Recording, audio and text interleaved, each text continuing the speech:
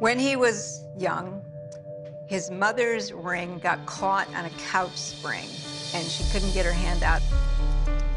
She apparently was terrified and told him to go get help.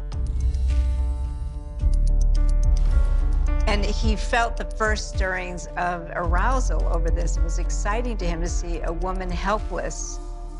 And it was the beginning of his ideas about women, that what he wanted from them was to keep them trapped and helpless and looking to him in terror. That became imprinted in his mind and became the image he was always after. I would say probably even I was in probably grade school, I started getting problems. And what kind of problems were those? Sexual fantasies. Probably more than normal.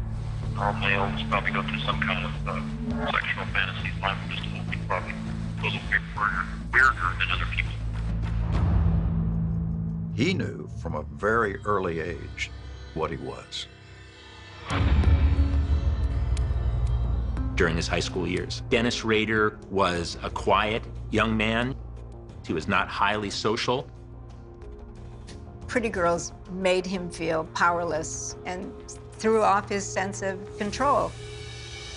How he lived out his fantasies, he would cut out images of women from magazines that he found arousing and develop ideas about keeping girls under his control.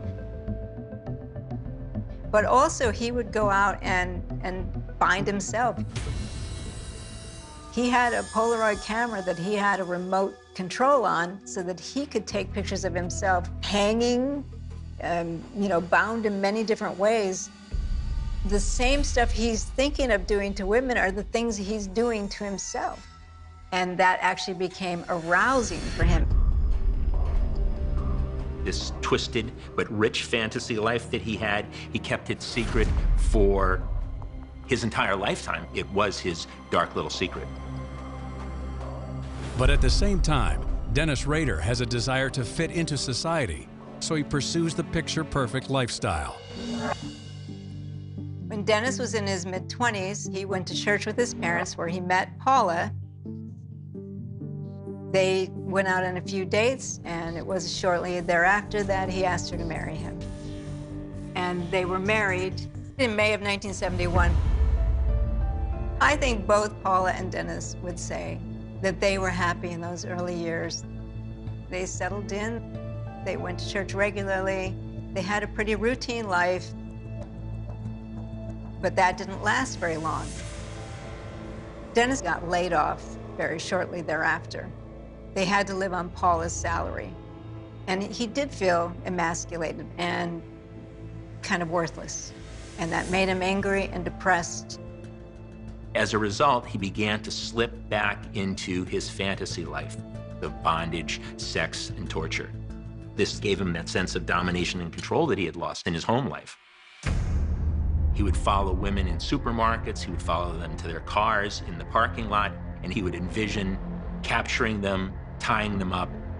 His fantasies really became very rich then because he had nothing else to do.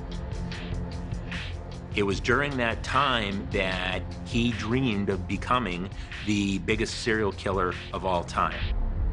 He's certainly heard of some headline-grabbing criminal cases, like the Boston Strangler in the 1960s. You had Charles Manson in 1969. He wants that kind of attention. It's fair to say that he was, in fact, jealous. He wanted to be like them. He wanted to be famous. His ego was everything to him.